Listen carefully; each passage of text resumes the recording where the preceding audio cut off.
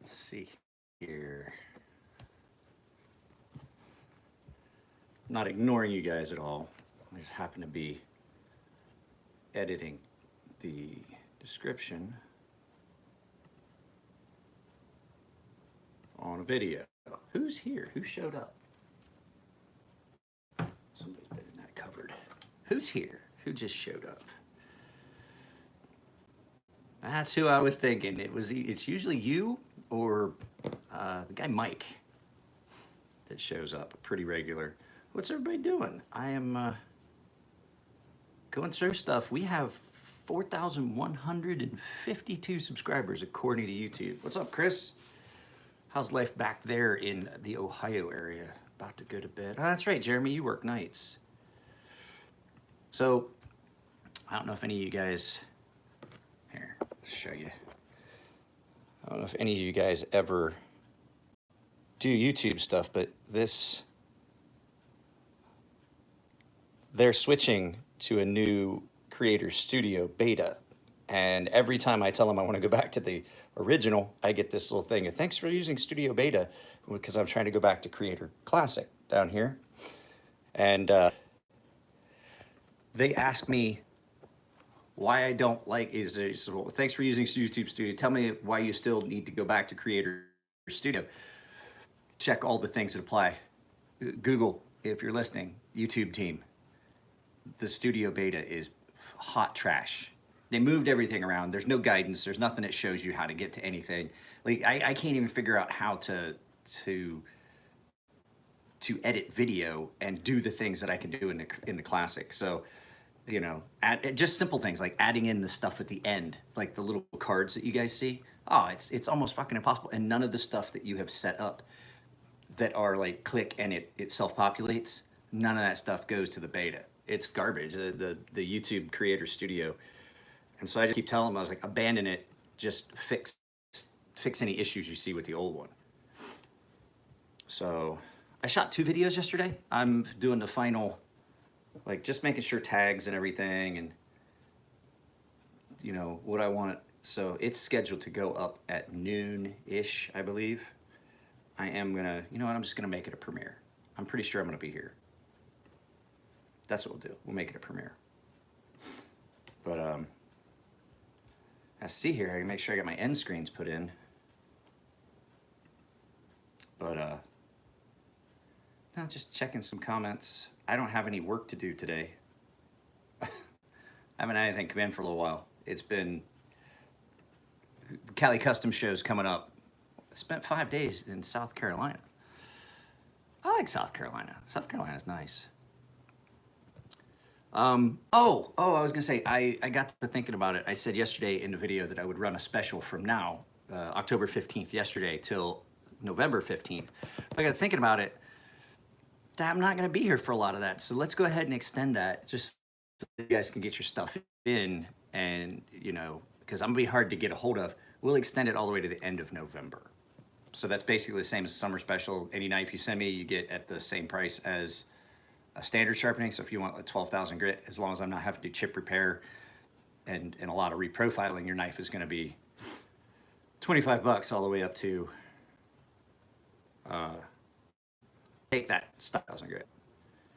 Unless it's like a double edged. Or Tonto, you guys at this point know how the price structure works. Double edged knives start at a higher price and then go up from there. So yeah, I'll make that a premiere. 8,000 grit is usually what the max that I take.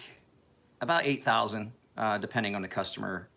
I take stuff up to 8 to 10,000 grit, and depends on the steel too. That's the other thing. Like I can't always say, you know, I sharpened the lackeys, a bunch of the lackeys for the boys at Fair and Forge. D2 steel, we're not taking it all the way up, and neither are they. I'm not putting a 10,000 grit edge on D2. It's not. D2 just does not take that kind of an edge well and do well with that. So we're basically just doing those at a lower grit. But it's a cheaper knife too. And there is a lot of reprofiling on those though. They're real thick. So don't think just because you're going a lower grit and you're paying a price on that you're getting screwed. There's a lot of work that goes into those. Those lackeys are about the hardest thing I've sharpened in a while. And then I had somebody comment about the ProTech aluminum knives having funky edges. That's a ProTech thing. That's a ProTech thing. A lot of their knives have weird edge grinds. So let me see, let me make sure I got, what's everybody doing? This was supposed to be live chat and I'm the only one talking. Jared, morning, let's see here. Cold and rainy right now in Ohio. We're at in Ohio, Chris. Hang on a second, it's warm out here. Sun started, we're at in Ohio, Chris. Hang on a second, it's warm out here. Sun started blowing in here. Whew. I've been up since like 5 or 6. Irondale, that's what I thought, Irondale, Ohio. So, actually staring at YouTube. Oh wait, guys, you know what? I just realized it's hazy because I forgot to clean that lens off. Same in Pittsburgh. I remember growing up, we used to joke about Pittsburgh because of all the steel mills and all the coal dust and all that stuff. You're like, man, you go to Pittsburgh, and it's true. It was true. You go to Pittsburgh and the city was gray, and the dirt was gray, the rain was gray, the sky was gray, and the people were gray because of all the coal. I would love it to just be a rainy day. Today is my daughter's birthday, so I have not got a lot of plans for today. I'm going to shoot a video. The Veloz, well, you know how much I like the Ramon Chavez Redención Street, which I'm going to go grab right now so I can give you a good idea. Hang on a second.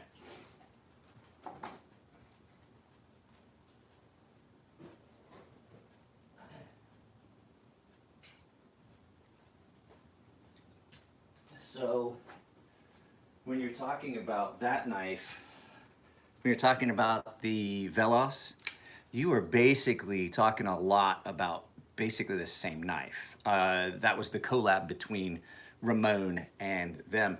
Very reminiscent. Elliot told him when Ramon was going through this business deals and things and had to cut ties with his business partner, he says, well, you know, you still have the Veloz design. And this kind of came from that. This same overall size, shape. I love the Veloz. The Veloz is just a full flat grind blade, a little bit wider, but for all intents and purposes, this is a very similar knife. I like this much. The Veloz is even better. A lot of the hot spots and things that are on this knife are not on the Veloz. It's because Chris and Elliot, they have a way that they want things to feel in hand, and it just happens that resonates with a lot of people. So the Veloz and this real similar in everything. And I love the Veloz. I don't want one because this is the blade design I would want. So it's not exactly what I would want in that knife, even though it's going to cut and everything better. This, like I said, this is one of those knives that's an enigma. There's no reason I should like it as much as I do. It's always in my pocket. So very similar to this. And so yes, it's a very good knife. That's my thoughts on it. It's gonna cut way better than this will, especially up towards the tip, because like I said, it's not a spanto, it's not a hollow and then a flat, and it's not thick. It's a full flat grind.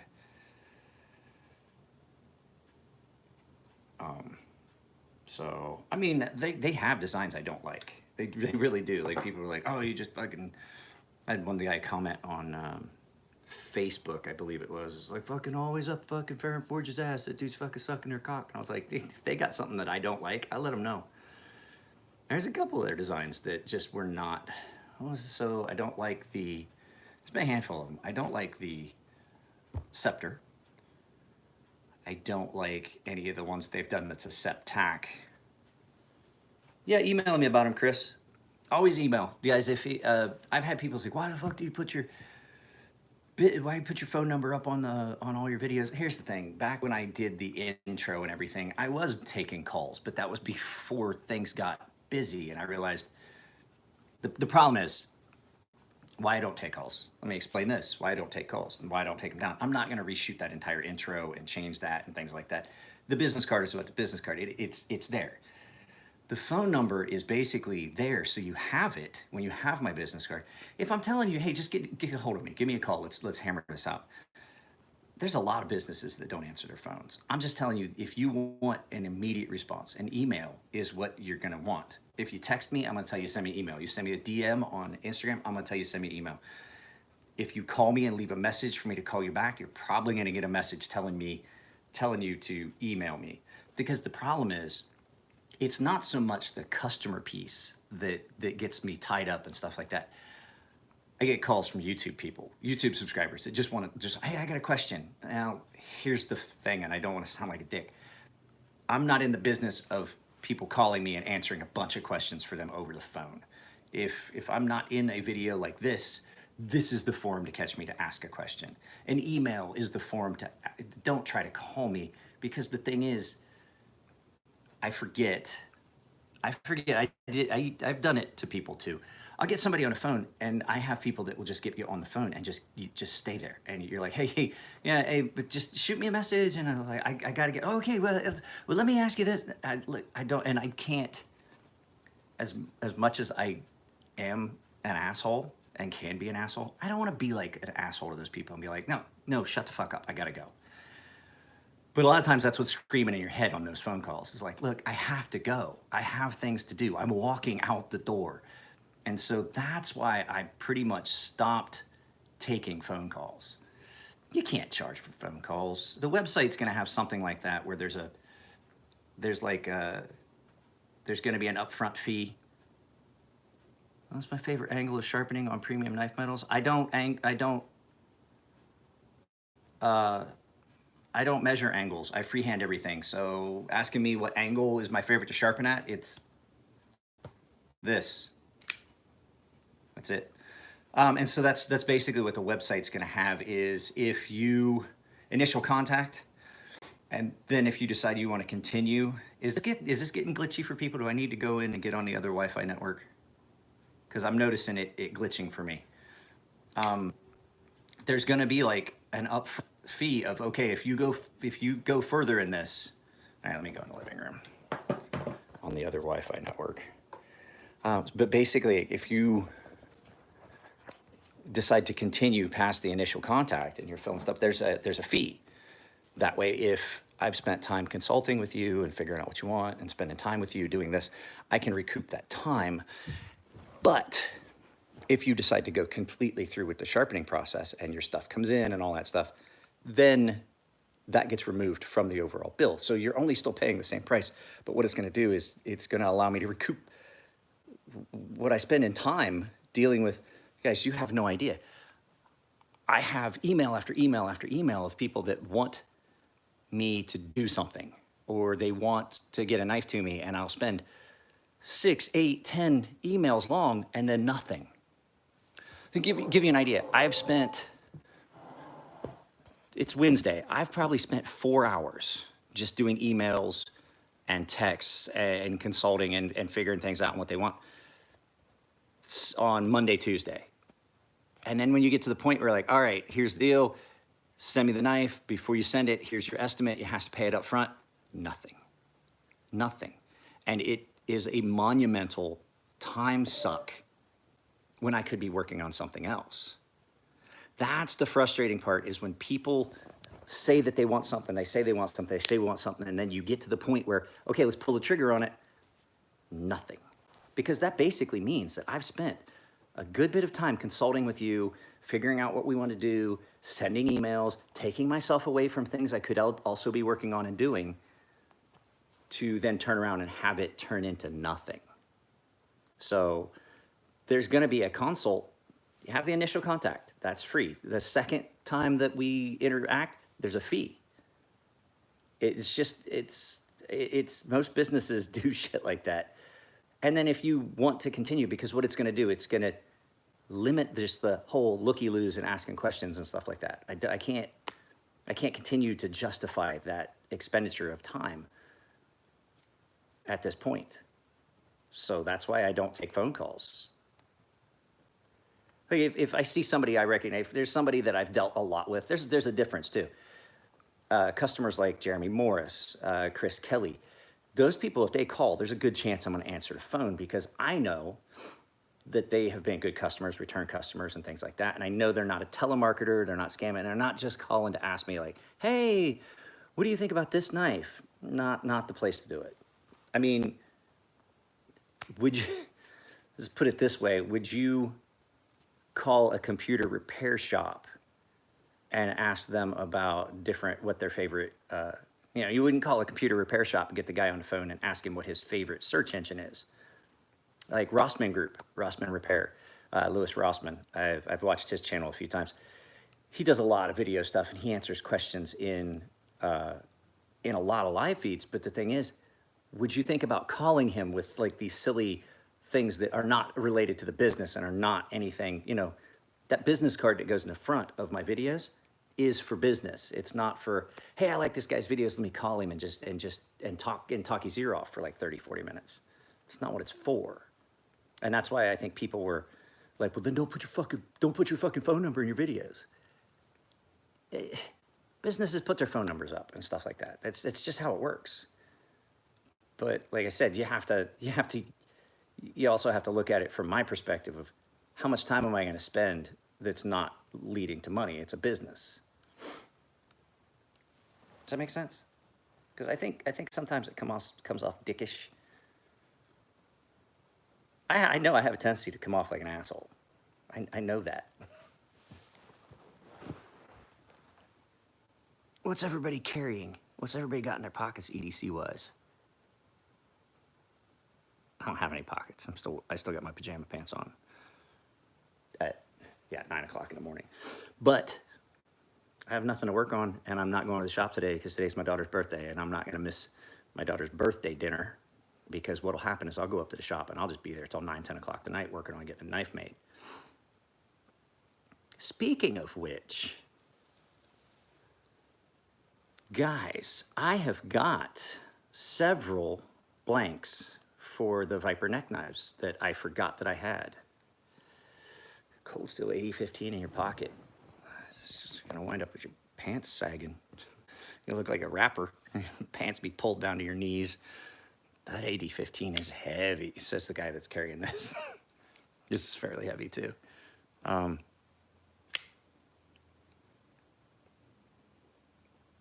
Kirby, Cold Steel Recon Tonto, and my neck knife.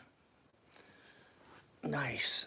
Well, that's the neck knife I was talking about, the Viper. I had a guy that had ordered 4 and then basically said he can't do it right now. I have one that I've got done that's going to a charity auction. As soon as I get the sheath, I've got to get with Adam Chavez, Flippin' Bean on Instagram, find out when he needs that by. It might be a deal that the knife goes and then, it won't have a sheath until Matt Braley's done and off to the customer. I'm not 100% sure how it's going to work yet. I need to talk to Matt and ask him if he got his laser fixed. Because what we were going to do was, I made a knife for a charity auction for Adam to auction off at the Marine Corps birthday. He does this big thing at. He has a thing that they do every year at Pat Tillman's bar in Arizona. And Pat Tillman was, if you guys don't remember, he was the NFL player that gave up I got a mosquito bite. I'm putting some stuff on. He gave up the contract with the NFL, joined the Army, and then subsequently was killed. And I believe it was Blue on Blue. It was like a friendly fire thing. But at any rate, Adam does this big thing at Pat Tillman's bar in Arizona every year, and they do a big charity auction, and I think it all goes to Wounded Warrior Foundation or something like that. So I made a necker, all black, and Matt Braley told me that he would make a sheath. He would make a sheath and laser in the Marine Corps logo in the Kydex, and he's doing that as well for free. And we're going to provide both of those to the auction. So it's kind of it's just something I thought would be cool. I couldn't, it's like I didn't have enough time to make handles and everything for like one of my other knives. So, which necessarily isn't true. If I have the right material, I can. If I've already got a blank heat treated, I made a knife in like 12 hours here not long ago. I just sent it off to get a sheath. So, got to ask Matt. I just got to ask. I got to email him and ask him if he got that or not. I sent it off 2 days ago. What's today? Wednesday? I sent it off Monday. I just want to make sure it made it. So, but no, that's basically been it lately. Business has been not stellar, but I did get paid out for the. I got paid out for the stonefish, and it was a fairly good chunk of change. It's not. I mean, it's not like I made a mint. I mean, I didn't make $6 grand on that run of knives, but it was a small run. It was my first outing. Can't complain too much about. I was just shy of $6 grand on that, I think. So they only made 400 of them. So the next knife that's coming out will be significantly cheaper, guys. I already spoke with Artisan. The Sea Snake, the little Wharncliffe fixed blade, is going to be. They're going to have 2 different price points. Is the plan? I got to get Russell. I have to send Russell that logo. Anyway, they're going to do 2 different price points. One is going to be under 100, and then I don't know what the other one is, but I want to stick close to like 80 and maybe 150. I want to kind of stay in that range because then that makes a knife that's a little bit more readily available, and people are a lot more inclined to spend $100 on a knife than $250. You know what I mean? So, for most people. And there's a bunch of us weirdos that hang out on this channel. So, and I have not decided. I have some stuff that I may sell. I have not decided yet. Oh, how does that work with? We've talked about a second run. Fuck yes, I've tried mead. My dad used to make mead. I'm more of a whiskey guy. Mead has got a little bit too much sugar in it. Gives me a headache. We does multiple runs. It just depends. I would like to say I was talking with about doing a second run that would be on Drop, formerly known as the artist formerly known as Mass Drop. I got them in touch with their Drops. I don't know, like per purchaser or whatever it would be.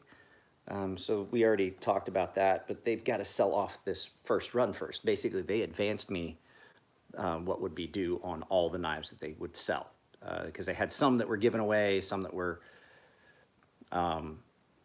given away, some that were damaged, and so there's always, out of a 400-piece run, you're gonna get. I think it wound up being 360 knives that I was getting paid for in total.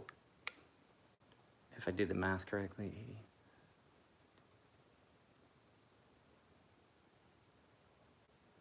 Yeah, 360 something, 360 some odd of them. So, but they're still available different places, and that's how so I was checking where they were still available. That's how I found out I had all those points. If you caught yesterday's video, I had 11,000 points on KnifeCenter.com, and went in and I was like, I could get a $50 gift card with this. Was it 50 or 80? Anyway, I have different choices. So I had a $50 gift card that I still have some points left. And I used those points to get that Cold Steel push dagger that I had in yesterday's video. And today's video is it's not necessarily about a Cold Steel knife, but it features a Cold Steel knife. You got some mead fermenting right now. I like mead, but you can't drink too much of it. It's got too much sugar in it. It just makes me feel bad when I drink it. I like it. I do like it, but it's not the drink for me. I can drink whiskey all night and wake up and not have a hangover. If I drink mead, I can have a couple glasses of it, wake up the next day and feel like somebody hit me in the head with a fucking hammer. What's up, Chase? But no, like I said, guys, because there's some people that weren't here that I mentioned a fall special, and I was going to run from the 15th to the 15th, from 15th October to the 15th of November. I looked at it, and I don't think, because it's going to be hard to get in touch with me for a chunk of that between Garden Grove, going up to Garden Grove for the Cali Custom Show, going to Portland for Portland Blade Show West, and then I have to go to my daughter's ice skating competition in Wenatchee, Washington, and I'm going to be gone for like 5 days, 4 days, basically 5 days. So it just didn't seem fair because it might make it difficult for people to get a hold of me and get that price locked in. So I'm just going to run it to the end of November. So that way all my trips and everything are done. So I'll basically, from now until the end of November, you can get knives sharpened at the price of a standard sharpening, no matter what grit you want, no matter how high up in the polish range you want to take it. I will tell you though, I've got a problem with a couple of my stones. So depending on what steel and everything, I've got a couple stones that I think I'm going to get a hold of the vendor that I bought them from and see if I can get a replacement. I have yeah, it doesn't matter. It's still too much sugar in it.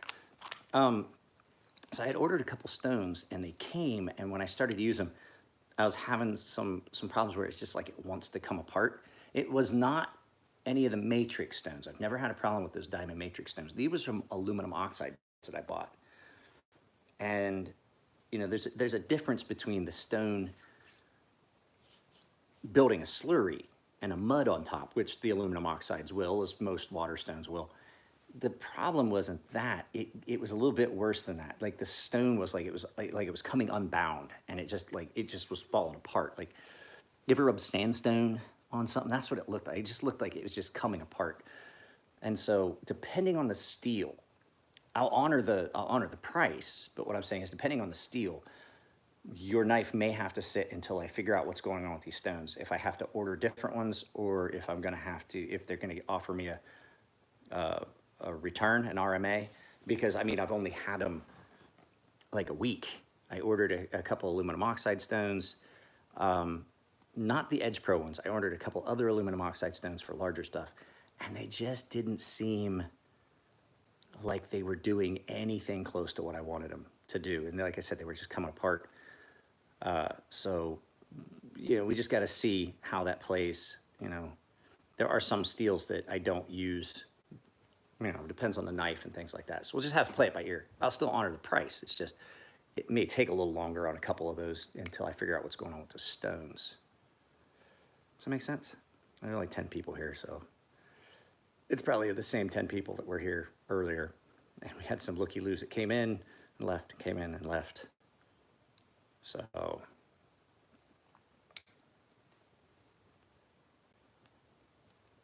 it's your guys' turn. I'm waiting on you.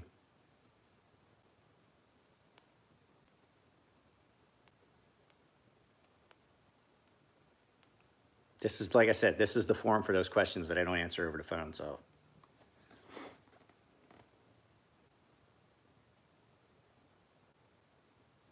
This is that long, uncomfortable silence where you guys are supposed to say something.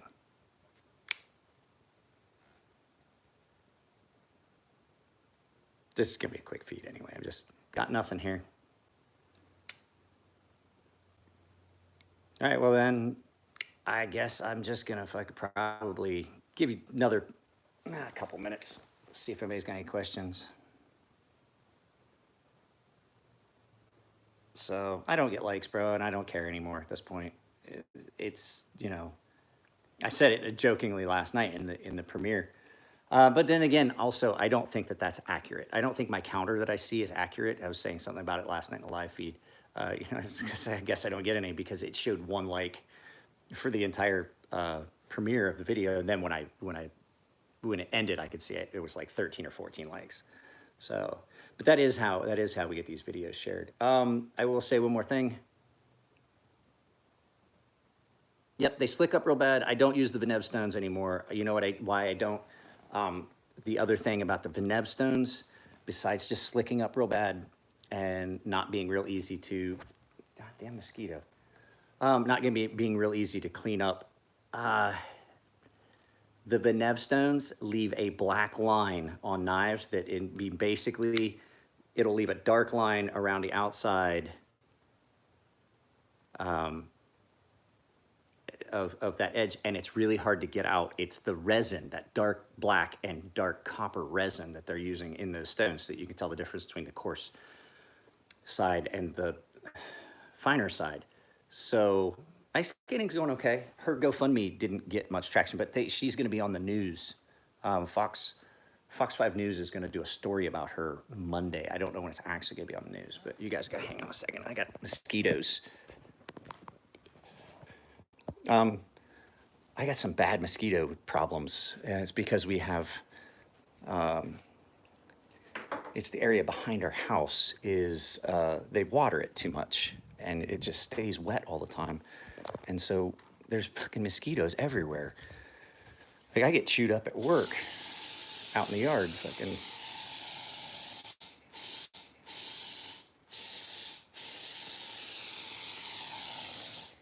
That should take care of it.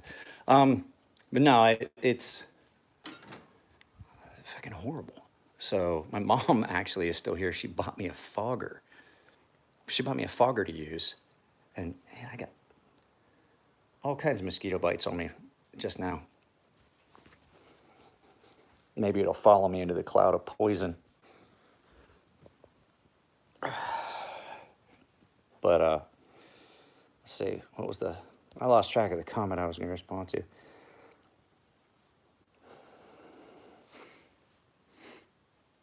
Who's that guy, Ashton? He's a friend of mine. He hangs out at the shop. I run into him in the forge every once in a while. I stop by the house a few times here. Ashton is, Ashton's just a really good, just a general all-around good guy. We don't always see eye to eye. Me, him, and Nehemiah Broom, who runs Metal Effort. So it'd be me, Ashton, and Nehemiah. We've talked a few times about starting a podcast. Yeah, he's a good guy. He's funny.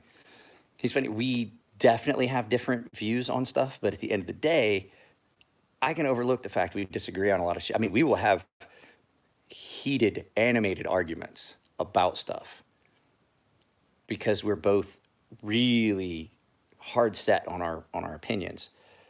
But at the end of the day, we still have fun. We still have fun to hang out, and that's the best thing about it. Is like those differing points of view that we can have that are still, you know. Yep, we do. So, well, like I said, guys, this isn't gonna be. Holy crap! I'm getting chewed up over here. This isn't gonna be a real long feed. I need to get off of here and get some stuff done. I have to send a few emails to. I gotta get that email off to Russell at Artisan Knives with the logo, and then I'm gonna try and get a hold of. If you guys think it's something you would like to see, I'm gonna get a hold of Andy at Half Face Blades and see if Andy is going to be available anytime in the next few weeks and see if we can set something up where I can go over and film at Half Face Blades. I really, really want to do that because I've met Andy. He's a good guy. Two, I talk to him real regular on Instagram via DM. But the fact is, it's another veteran-owned business, another Navy veteran-owned. And I don't know if you guys know this, Andy was a SEAL. And I don't remember if he retired, if he just got out, but started Half Face Blades, started making knives. He does a very good business. He's a really nice guy. And I think it would be a really cool thing to do, to go to his shop, get some video and stuff like that, and just sit down and talk with Andy. You know, like his thought process on how he makes knives and things like that. Because I sharpened a couple for Chris Kelly. I sharpened a couple of his Half Face Blades, and they are definitely... The ones I'm seeing now are definitely way, way better than the ones that I saw that were Chris's. And don't get me wrong, those were good knives. They were really rough, but they're good knives, and it's a good company. So I would like to get over and get a hold of Andy. So that's one of the things that I had planned for this morning, was I was going to get a hold of Andy this morning and see what his schedule looked like. But it won't be till after. It won't be till after like the middle of next month. Because the fact is, like I said, Garden Grove. My daughter's birthday is today. My mother's still in town till the 22nd, I believe.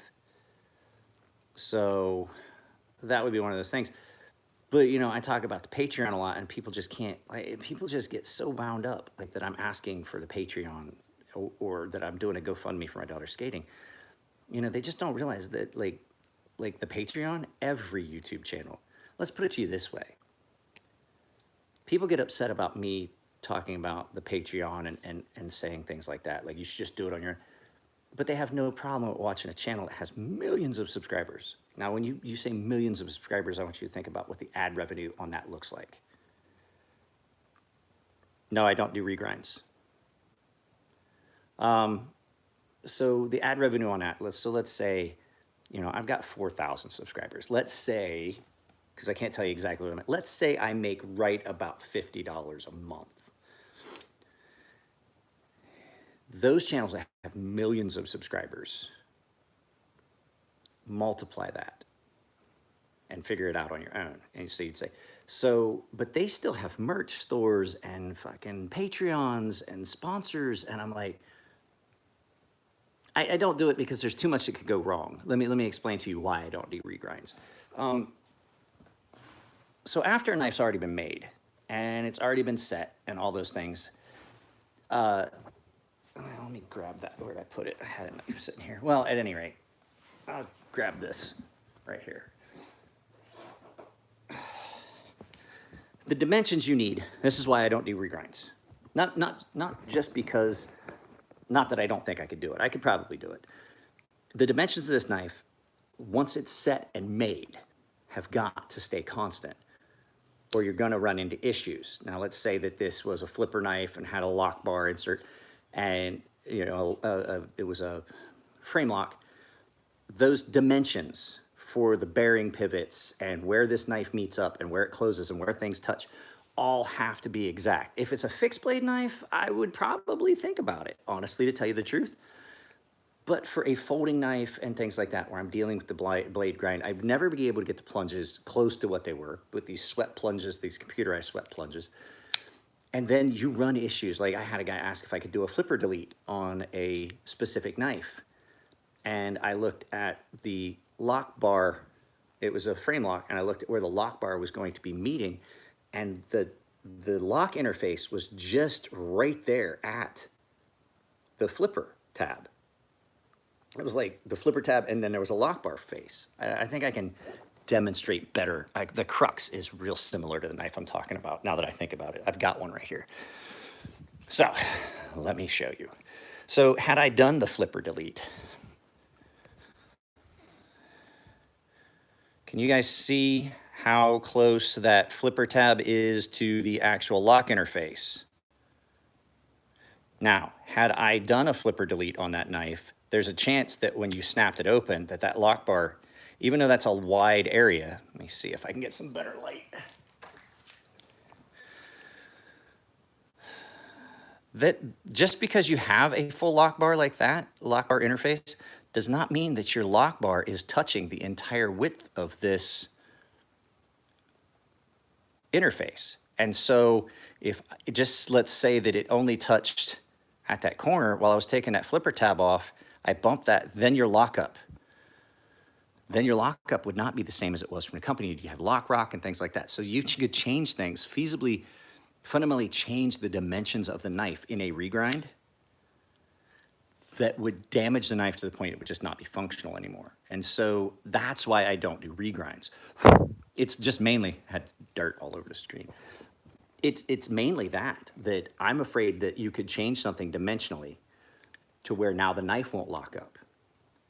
Anytime you change anything on this knife, other things change. That's one of the things, like if you have lock rock in a knife, a lot of places they put in an oversized stop pin. Well, what you're doing is you oversize the stop pin and it kicks the blade this direction a little bit and gets you back in contact with your lock bar. But then that changes that position when you close, so then you have to adjust the closed position, because what happens is now that stop pin is also going to be preventing you from getting down into the detent. So what happens is that stop pin Yes, the blade. Okay, so say I get too far down into this area down in here while I'm doing a regrind. Now your dimensions for your bearing lockups. These things, once you make and fix a knife, once it's built and it's all put together and all the dimensions are set, you don't want to deviate or change any of those things, because now you're going to cause problems in that knife. You could cause lateral blade play. You could cause blade play this way. You could cause a prevention of lockup. All those things have got to be taken into account. It's not just as simple as grinding the blade. You may then have to go in and adjust bearing pockets and thickness and offset and all those things. And all it takes is one small mistake to completely ruin a knife. A fixed blade doesn't have any of those things. I would be much more inclined to think about doing that for someone than I would ever think about doing it on a folding knife. So as of right now, I don't do regrinds specifically because the risk of ruining someone's knife is too great. And then you have other things like, I don't know what the heat treat was on this knife. You know, sometimes knives come in, I don't know what the steel exactly was. And doing that grinding, you could cause damage to the temper. You could do, there's all kinds of things you could wind up doing. And then you have the flip side of that, that you get it done and it does not look the way the customer wants. And then you have to deal with that. So, and that's the thing, like okay, Big Brown Bear has done some regrinds. He says he hates them. He doesn't make, the flip side of it too is, basically for me to take that knife apart, I don't do water cooled. That's what I'm telling you. I dry grind and I just grind at different speeds, but different heat treats are going to be much more susceptible to that. I grind my knives because I know the risk. I know what the heat treat is. I know how far I can take things. I know exactly what I'm dealing with. I don't do regrinds on other people's knives because, one, the amount of time that I would put into it would cost you more than the knife cost. I'm telling you right now. You send me a $150 Spyderco, it's for me to do a regrind on it, it's gonna be way more expensive than that. Resharpening, yes. Reprofiling, yes. I will change your edge geometry, things like that. I will not change the overall shape or primary grind of the blade. That's out of the question. Because risk versus reward versus, you know, how much work am I putting into it? I can't grind it with the handles on, so I have to figure out a way to hold onto that knife and make a rig to hold it so I can grind it. I don't use a jig. I do everything freehand. So that makes it really awkward. You can't grind that knife with handles on. There's just no way you'll get the handles into the material. I don't grind my knives with handles on either, because you get into that handle, now I've ruined the handle. So then I'm left with not a knife, but this much material, just the blade. Trying to do that grind, it's just never going to be. It always sounds like something somebody wants. Big Brown Bear has done a few. I still wouldn't want it. It does not look like what I want. You know what I mean? Because then it changes the aesthetic. And the thing is, then I have to grind it. Well, then I have to finish the blade, because the grinding is going to leave very coarse, very obvious cut marks and scratches on the blade from the regrinding, from the abrasive. Then you have to finish. So then what am I gonna do? I'm gonna have to stand and I'm gonna have to sand those scratch patterns out and all that other stuff, and then go back and do an actual blade finish, be it a tumble, a blast and tumble, a polished tumble. Those, I'm telling you right now, just for me to refinish a knife is about $100. If you wanted me to grind a knife and then I'd have to refinish the blade and all that stuff, you'd be looking $200-300 minimum. And the fact is, it would take forever because I usually only go to the shop on weekends to work on stuff. So it just doesn't pay me to do it. There's too many variables, not enough reward, too much risk. Risk versus reward. That's how you gotta look at it. You know, I got my feet chewed up down here. You guys saw me spray for those mosquitoes, right? Fuck, I just saw another one. So, but that's it, guys. I went way past where I thought I was going to be. Like I said, I'm going to do an Instagram video putting up about I'll post up about the special, so that you guys see it. If you guys have knives you need sharpened, get in touch with me via email. It will be in the description. I think I've taken out most of the descriptions where it says email or text.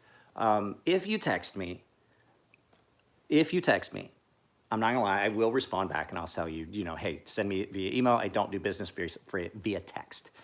So this is the last thing I was gonna say. I don't do via text or DM business.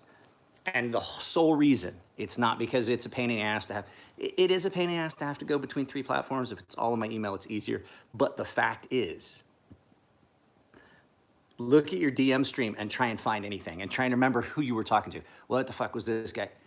If it's in my email, it's all linear, it's all in order. It's not based on like text stream where people shift based on the last time you talked to them. It's gonna be all there, and I can flag things like that. So now, back to the question of regrinding, I will tell you, and Chris can tell you, I can take a fairly thick blade and overcome a lot of the issues you're gonna have with that by doing a full convex edge and bringing it down and thinning the edge and then bringing it back and marrying it in better than just a straight angle. Chris can tell you I did that on his half-face blades. They were very thick, and I changed the entire edge profile. Sometimes changing the edge geometry on a thick knife will be sufficient. So instead of a regrind, reach out to me, shoot me an email or be in the comments, and we can discuss what knife it is, and I might be able to take some of that. I talk about it in a video today that is coming up at noon. It'll be up at noon-ish, I think. I think I set it for noon. But it's basically, it lays out, thick blade, wide blade, blade transition, things like that. And you can kind of overcome some of those issues by sharpening it the right way and bringing that angle back and rolling it in and meeting up with the dimensions of the blade. And edge geometry plays a big part in that. Sometimes it's not the blade thickness that needs to be adjusted. It's your edge geometry that needs to be taken care of. So you can shoot me an email. And like I said, I'm gonna do the Instagram announcement that I'm doing the summer or the fall special. So guys, I will talk to you all later. I have to get off here and kill all these mosquitoes. I've got like 6 mosquito bites on my ankles right now. So I'll talk to you all later. Where's the button?